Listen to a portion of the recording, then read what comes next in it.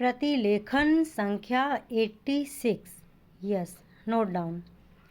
उप सभापति महोदय, हम गांधी जी की सारी सीख केवल एक ही चीज़ में सीमित कर देते हैं और जो दूसरे विषय हैं उनसे अपना मतभेद स्पष्ट रूप से प्रकट किया करते हैं।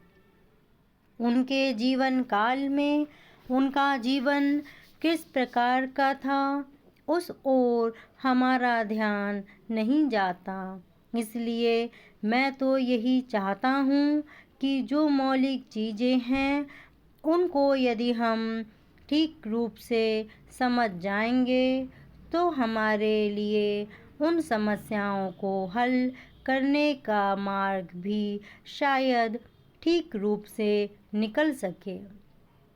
दुर्भाग्य से जब गांधी जी के लिए ऐसा समय आया कि जब वह अपनी आवाज़ केवल इसी देश में ही नहीं बल्कि संसार के सभी देशों तक पहुंचा सकते थे और अपना संदेश दे सकते थे, ठीक उसी समय वह हमसे छीन लिए गए।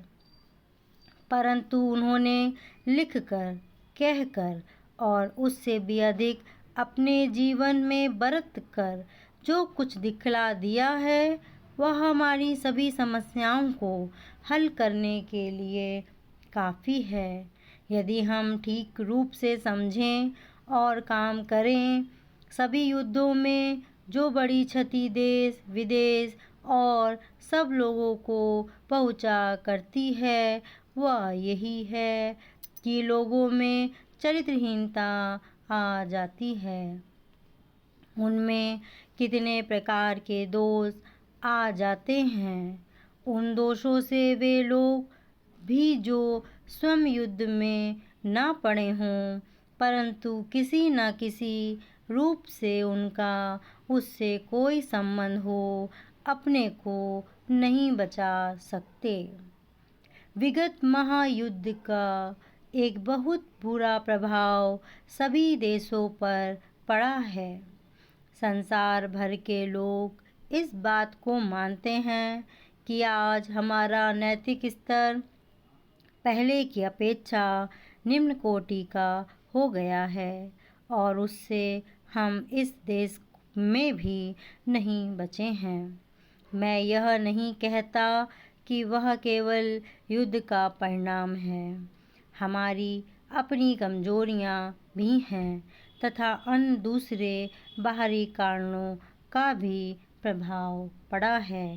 पैरा।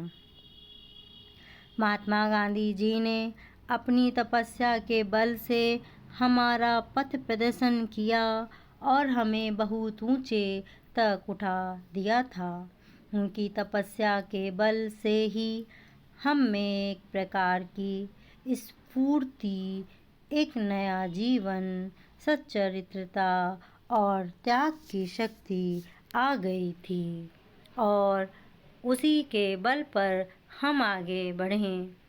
पर यह दुख की बात है कि उनके चले जाते ही हम बहुत नीचे फिसल गए और ऐसा मालूम होता है कि फिसलते फिसलते अब हम शायद गिर भी गए हैं और कुछ देर में हम चित्त भी हो जाएं तो कोई आश्चर्य की बात नहीं होगी। इसलिए यह अत्यंत आवश्यक है कि यदि हम गांधी जी की शिक्षा को समझने का प्रयत्न करें और उसके अनुसार चलना चाहें तो हम उनके मौलिक सिद्धांत सत्य को ग्रहण करें और उसे कभी भी छोड़े नहीं। एक इसी चीज़ को लेकर हम में जितने दोष हैं हम उनको दूर कर सकते हैं। हम कमज़ोर तो पहले से ही थे और हम में उतनी शक्ति नहीं आ पाई थी कि हम अधिक भार सह सके। इसलिए उनके जाते ही हम फिसल पड़े।